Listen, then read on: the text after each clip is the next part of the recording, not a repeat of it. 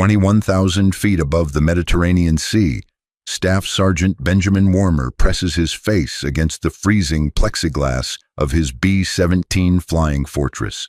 Through the morning haze of July 5, 1943, he counts them, 20 fighters, then 40, then 60, then more keep coming. 100 Luftwaffe fighters, Focke-Wulf Fw-190s and Messerschmitt Bf-109s, swarm toward the 27 bombers of the 99th Bomb Group like hornets defending their nest. The formation is headed for Gerbini Airfield in Sicily, a strategic target that must be destroyed before the Allied invasion of the island can proceed in 4 days.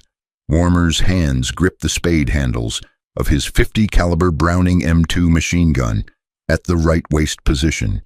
The 22-year-old from San Francisco has flown 11 missions. He's seen fighter attacks before, but nothing like this. The German pilots know what's at stake. If Gerbini falls, Sicily falls. If Sicily falls, Italy falls. They're going to throw everything they have at these B-17s to turn them back. What Warmer doesn't know, what none of the gunners in the formation know, is that in the next 30 minutes, the rules of aerial combat are about to be rewritten, not by tactics, not by technology, but by one man with standard-issue equipment doing something that shouldn't be possible. The statistics are brutally clear. Bomber-gunner claims are notoriously inflated. Analysis after the war would show that for every enemy fighter actually destroyed, gunners claimed an average of 7. Getting 5 confirmed kills over an entire combat tour was rare enough to earn ace status. 7 kills in a single mission? Impossible. Except Benjamin Warmer is about to do exactly that. The Luftwaffe fighters begin their attack runs. The first wave comes in from 12 o'clock high, head-on attacks designed to kill pilots and knock out nose guns before the formation reaches the target. Warmer watches tracers streak past his window. The B-17 shudders as cannon shells punch through aluminum skin. 20 miles to Gerbini. The formation must hold together. The formation must reach the target. And Benjamin Warmer, a former FBI bodyguard with no special training and no exceptional credentials, is about to prove that sometimes the difference between victory and death comes down to one man who simply refuses to miss. The first Fw-190 rolls into position off his right wing. He doesn't know it yet, but he's already a dead man aiming. To understand what's about to happen at 21,000 feet, you need to understand the mathematics of death that ruled bomber operations in 1943. The 99th Bomb Group, nicknamed the Diamondbacks, has been flying combat missions from North Africa since March 31, 1943. They're part of the 5th Bombardment Wing, 12th Air Force, tasked with strangling Axis supply lines across the Mediterranean. Every mission is a calculated risk. Every sortie bleeds men and machines. The survival statistics are grim. In the summer of 1943, the average bomber crew has a 1 in 4 chance of completing their 25-mission tour. Ball turret gunners face mortality rates approaching 60%. The life expectancy of a B-17 over occupied Europe is measured in missions, not months. By June, the 99th is already wearing sidearms, constantly due to threats of Arab uprisings around their base at Navarin, Algeria. The crews face not just German fighters and flak, but sabotage, supply shortages, and summer dust storms that make life miserable on the ground. The B-17F Flying Fortress is supposed to be the solution, with 13 50 caliber machine guns, twin guns in the nose, top turret, ball turret, tail, and single guns at both waist positions. It's called a flying fortress for a reason. The theory is simple. Tight defensive formations create overlapping fields of fire that shred attacking fighters. Daylight precision bombing will destroy Germany's war machine while minimizing civilian casualties. The reality is bloodier. Luftwaffe pilots have learned to exploit blind spots. They've learned that head-on attacks give gunners only seconds to acquire targets. They've learned that if you press attacks hard enough, close enough, some bombers will break formation, and once a bomber breaks formation, it's dead. The experts at 12th Air Force Headquarters know Gerbini will be the toughest target yet. Intelligence estimates 100 fighters based at and around the complex. Every one of them will scramble to defend it. The mission planners know that bombers will be lost. They've already accepted that some crews won't come home. What they don't accept is failure. Gerbini must be destroyed. The invasion of Sicily, Operation Husky, is scheduled for July 9th. If those German fighters can oppose the invasion, Allied troops landing at Gela and other beaches will be slaughtered. The 99th must penetrate enemy defenses. They must drop their bombs, whatever the cost. Benjamin Warmer understands the stakes, but his mind is on simpler things. Stay alive for the next 30 minutes. Protect his crew. Hit what he aims at. He's not a career military man. Before the war, he worked as an FBI bodyguard for Secretary of the Treasury Henry Morgenthau. He knows how to stay alert. He knows how to assess threats. But nothing in his background suggests he's about to become the first enlisted man in U.S. Army Air Force's history to achieve ace status in a single mission. The waist gunner position he occupies is hardly prestigious. It's one of the crudest gun positions on the aircraft, essentially a .50 caliber machine gun on a flexible mount, positioned at an open window in the fuselage. The temperature at altitude is 40 degrees below zero. The noise is deafening. The 200-mile-per-hour slipstream fights every movement of the 65-pound gun. Waist gunners don't have computing gun sights. They don't have turret mechanisms to help track targets. They have their eyes, their hands, and their instincts. Most waist gunners are lucky to get even one confirmed kill in their entire combat tour. As the formation approaches the Sicilian coast at 8:47 a.m., Warmer performs his pre-combat checks. Ammunition belts fed properly, gun charging handles cycled, oxygen mask secure. He looks across the cramped fuselage at the left waist gunner. They exchange a nod. The British Spitfires that escorted them from Malta are turning back. Their fuel won't last over the target. From here, the B-17s are on their own. The swarm of black dots on the horizon begins to grow larger. Staff Sergeant Benjamin F. Warmer III is not supposed to be a hero. At 22 years old, he's got a job to do and a crew to protect. That's it. He's not a fighter ace with a college degree and officer's bars. He's not a hotshot pilot with a nickname and a painted scoreboard on his fuselage. He's a sergeant who stands at an open window with a machine gun, getting paid $96 a month to shoot at things trying to kill him. But Warmer has something that can't be taught in gunnery school at Kingman, Arizona. He has what gunners call the gift, an almost preternatural ability to calculate deflection angles in his head while a fighter screams past at a closing speed of 500 miles per hour. Most gunners spray and pray. They open fire at 600 yards and hold the trigger until the fighter breaks off or they run out of ammunition. The training manual says to aim where the target will be, not where it is. But at combat speeds, human reaction time makes that almost impossible. By the time your brain processes where to aim, the geometry has changed. Warmer has figured out something different. He watches the Luftwaffe fighters setting up for their attack runs. They're not random. They're following patterns, specific approach angles that keep them out of the tail gunner's field of fire while allowing their forward-facing guns to rake the B-17 from nose to tail.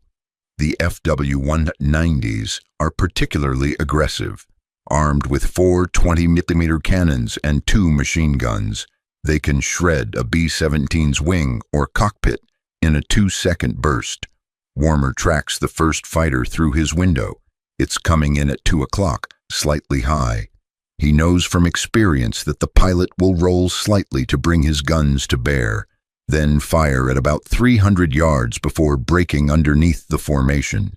Instead of aiming at the fighter, Warmer aims at the point in space where the fighter will be when his bullets arrive.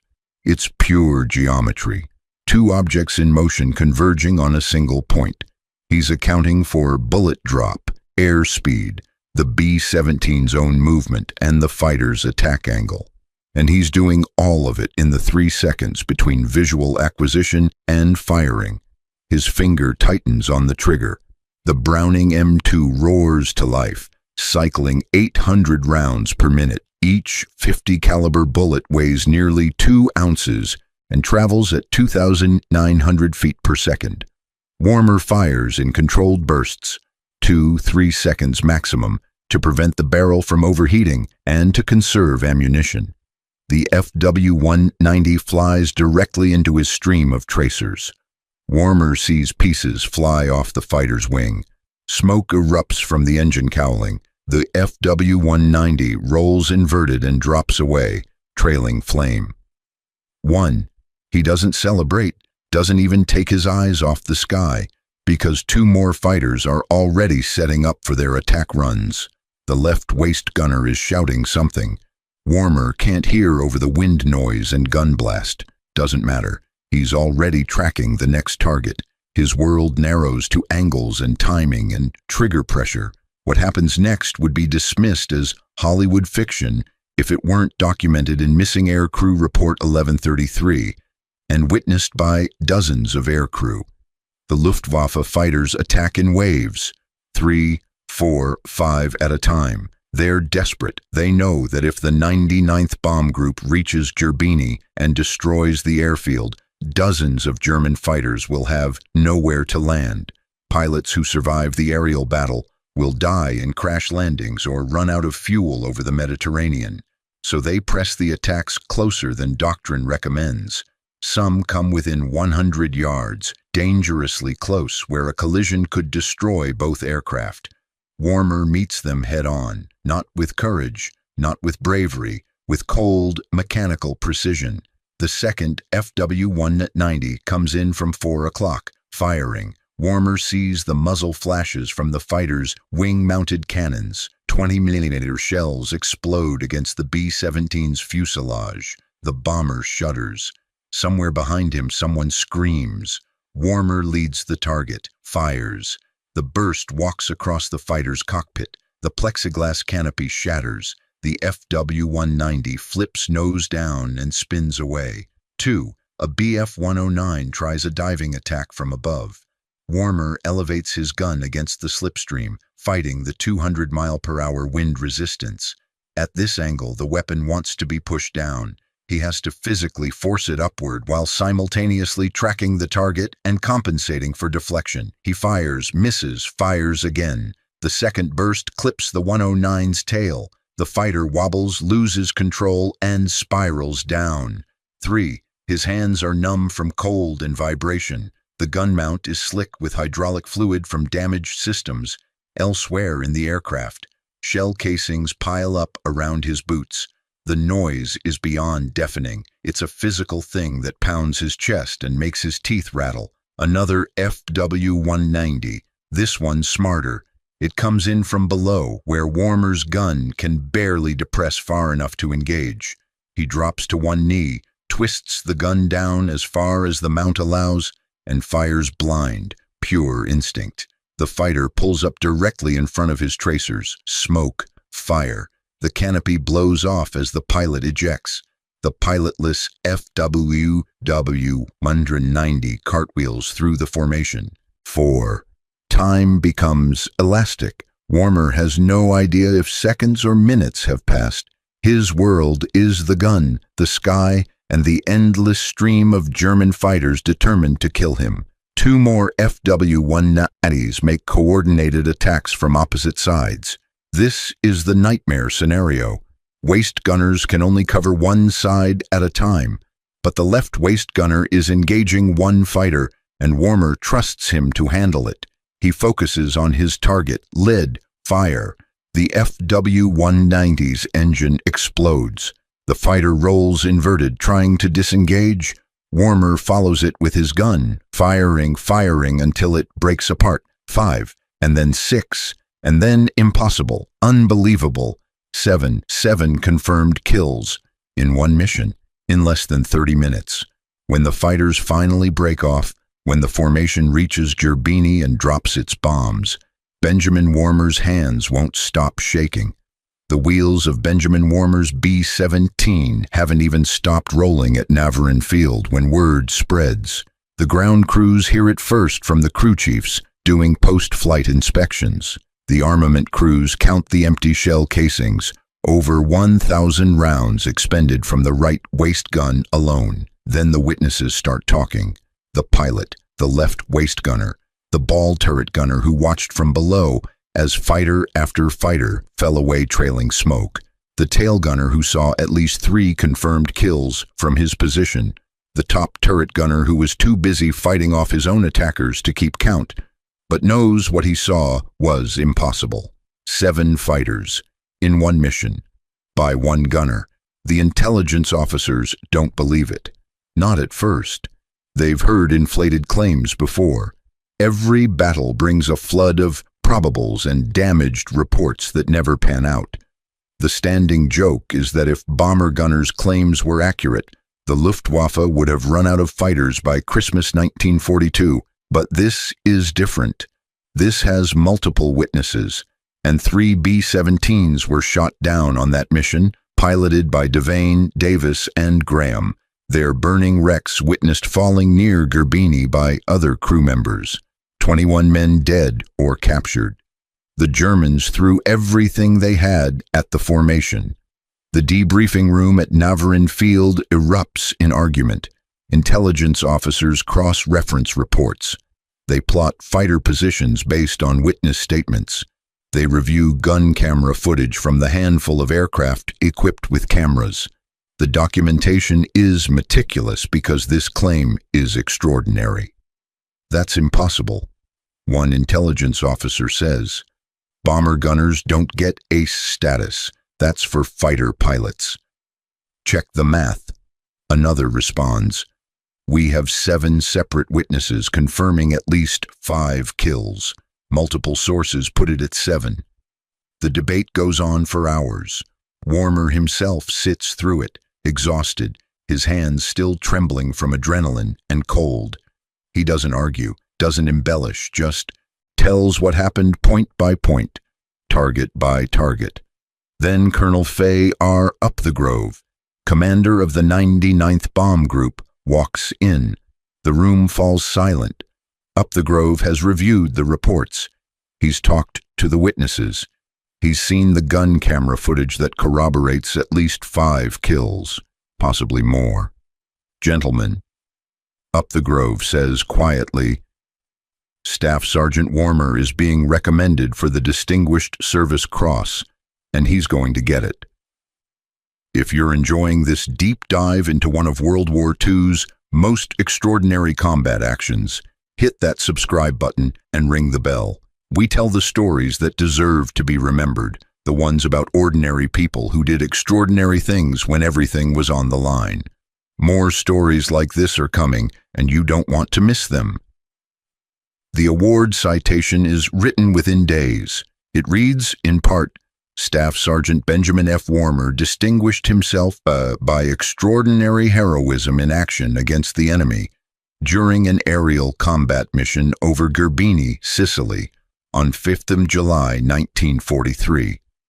Despite intense anti-aircraft fire and overwhelming enemy fighter opposition, Sergeant Warmer displayed exceptional skill and courage, shooting down 7 enemy aircraft and contributing materially to the success of the mission. 7 confirmed kills in one mission. The first enlisted man in U.S. Army Air Force's history to achieve ace status in a single day. The news spreads beyond the 99th Bomb Group. Newspapers back home pick up the story. Benjamin Warmer's wife, Helen, receives telegrams of congratulations. The Army Air Force's Public Relations Office wants interviews, photos, newsreel coverage. Warmer wants none of it. He's uncomfortable with the attention. He's just a sergeant doing his job. There are men who didn't come home from Gerbini, good men in those 3 B-17s that went down. 21 names on the casualty list. How is he supposed to celebrate while their families receive Western Union telegrams? But the war machine needs heroes. It needs proof that American fighting men can win against impossible odds. It needs Benjamin Warmer's story to show that the daylight bombing campaign isn't just sending crews to their deaths. It's destroying the enemy's ability to make war. So Warmer accepts the Distinguished Service Cross. He poses for the photos. And then he goes back to his B-17, back to his gun position, and flies the next mission. Because the war is far from over, and the Luftwaffe hasn't forgotten what happened at Gerbini. July 5, 1943 becomes a turning point for the 99th Bomb Group, but not in the way anyone expected. For that single mission, the group receives its first Distinguished Unit Citation, the highest award a military unit can receive. The citation specifically notes that despite an estimated 100 enemy fighters making repetitive and fierce attacks, the 99th penetrated enemy defenses and destroyed Grebin Airfield. The numbers tell the story. The 99th lost 3 B-17s, a 10% loss rate in a single mission, but they successfully bombed the target. When Operation Husky, the Allied invasion of Sicily, begins 4 days later on July 9th, Luftwaffe air opposition over the beaches is significantly reduced. Hundreds of Allied soldiers survive the landings because German fighters that should have strafed them were instead destroyed at Gerbini or left without an operational airfield. Benjamin Warmer's 7 confirmed kills on that mission represent roughly 7% of all enemy fighters engaged. 1 man, 1 gun, 7 enemy aircraft that will never attack another Allied bomber or strafe another landing craft. The tactical implications ripple through the 12th Air Force. Gunnery training is reviewed. Warmer's technique, leading targets more aggressively, firing controlled bursts instead of long sprays, focusing on geometric intercept points rather than tracking, is studied and incorporated into training protocols. The Diamondback's waist gunners become known as particularly deadly. German fighter pilots learn to avoid the right-side attack angles when engaging the 99th Bomb Group. But Warmer keeps flying, mission after mission through the burning summer of 1943. He adds more kills to his tally, not 7 in a day again, but steady, consistent defensive victories. By the time his combat tour ends, his total confirmed kills reach 9, making him one of the highest-scoring bomber gunners in U.S. Army Air Force's history. The Distinguished Service Cross ceremony takes place at Navarin Field in August. Warmer stands at attention while Colonel Upthegrove pins the medal, second only to the Medal of Honor, on his uniform. The citation is read aloud. The assembled men of the 99th Bomb Group cheer. 1 week later, Benjamin Warmer receives field promotion to 2nd lieutenant. The Army has a problem. They can't promote enlisted men to positions typically reserved for officers, and they desperately need effective aerial gunners in training roles. The solution is simple. Make Warmer an officer, then assign him where he's needed most. Because of you. A B-17 pilot tells him years after the war. We came home. You and men like you kept the fighters off us long enough to complete the mission. You gave us a fighting chance. The brutal mathematics of aerial combat bear this out. Analysis after the war shows that tight defensive formations with skilled gunners reduced fighter attack effectiveness by approximately 30%. Bombers flying in properly maintained formations had a 60% better survival rate than aircraft that became separated from the group. And gunners who achieved even 1 or 2 confirmed kills created a psychological deterrent. Luftwaffe pilots learned to respect the defensive firepower and adjusted tactics accordingly, often breaking off attacks earlier than optimal. Warmer's story spreads through the bomber community. Other gunners ask him for advice. He tells them the same things. Stay calm, lead your target, fire in bursts, trust your geometry. Some of them survive their combat tours because of those lessons. Some of them don't. The war is brutally egalitarian in that regard. Skill improves your odds, but nothing guarantees survival at 20,000 feet, with fighters boring in and flak bursting around you. The German perspective adds another dimension to Warmer's achievement. Captured Luftwaffe pilots from JG-53 and JG-77, the fighter units engaged at Gerbini, consistently report that American bomber defensive fire was more effective than expected. One German pilot, captured after being shot down later in Sicily, states in interrogation, "We were told the American bombers were easy targets. We lost pilots who believed that. The gunners are good, better than good. They'll kill you if you're not careful." The numbers support this assessment. On July 5, 1943, the 99th Bomb Group faced approximately 100 enemy fighters. The group claimed 38 confirmed fighter kills, a number later revised down to approximately 25 when cross-referenced with German loss records. Even the conservative figure represents a 25% attrition rate for the attacking force. The Luftwaffe could not sustain losses at that rate. By November 1943, the 99th Bomb Group transfers to Italy as part of the newly formed 15th Air Force.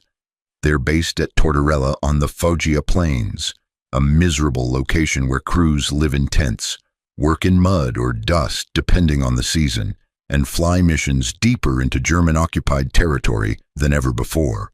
The 15th Air Force becomes known as Thunder from the South, and over the next 18 months, they will drop 300 of the 3,842 tons of bombs on targets in 12 countries. The 99th flies 395 combat missions before the war ends, 10,155 combat sorties in total. They bomb refineries in Romania, aircraft factories in Austria, railroad yards across occupied Europe. Every mission carries the same risks as Gerbini. Some are worse. But the template has been established. Bomber crews know that exceptional gunnery can mean the difference between survival and death. They know that men like Benjamin Warmer exist, ordinary soldiers who become extraordinary through skill, determination, and cold precision under fire.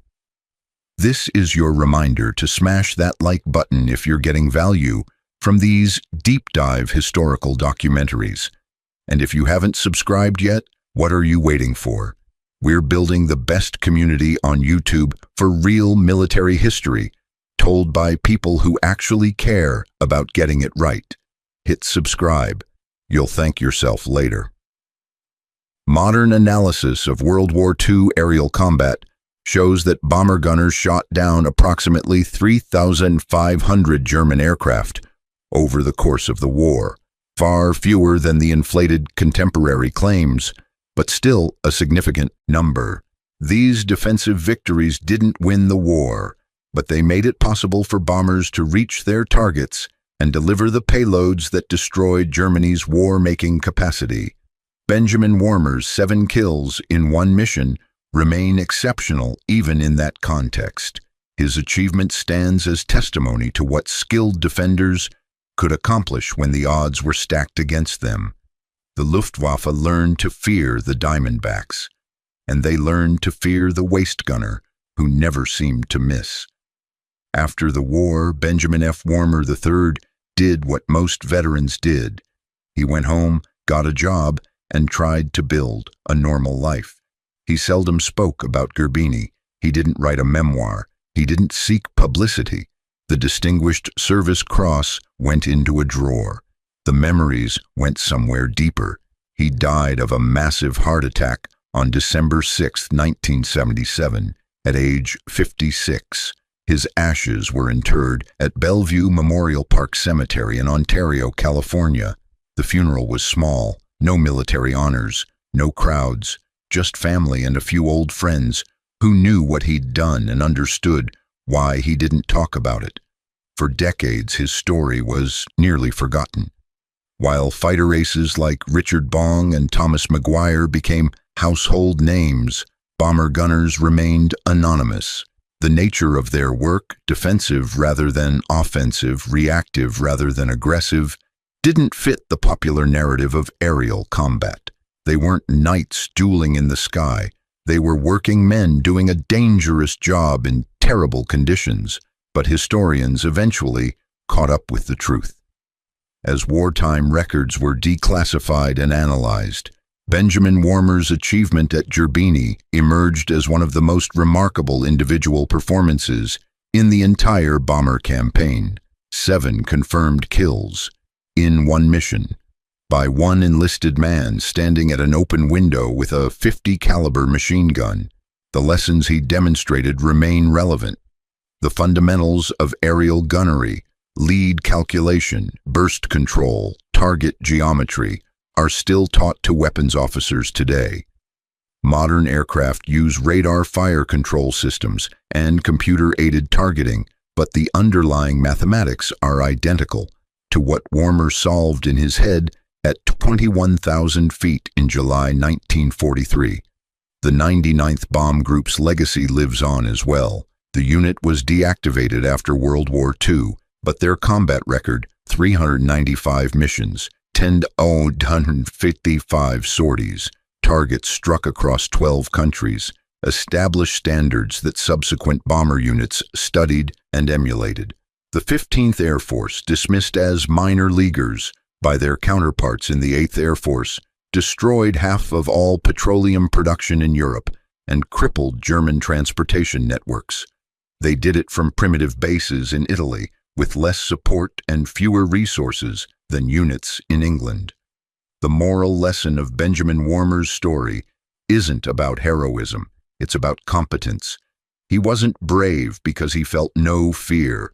Every bomber gunner was terrified, and any man who says otherwise is lying.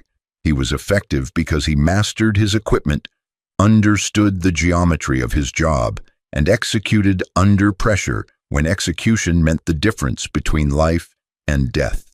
Today, when you hear someone say they don't make them like that anymore, remember that Benjamin Warmer wasn't special because of who he was. He was special because of what he did when it mattered. He was an FBI bodyguard who became a waist gunner, who became an ace, who became a second lieutenant, who went home and lived quietly until his heart gave out at 56. He never sought fame. He just did his job better than almost anyone in history.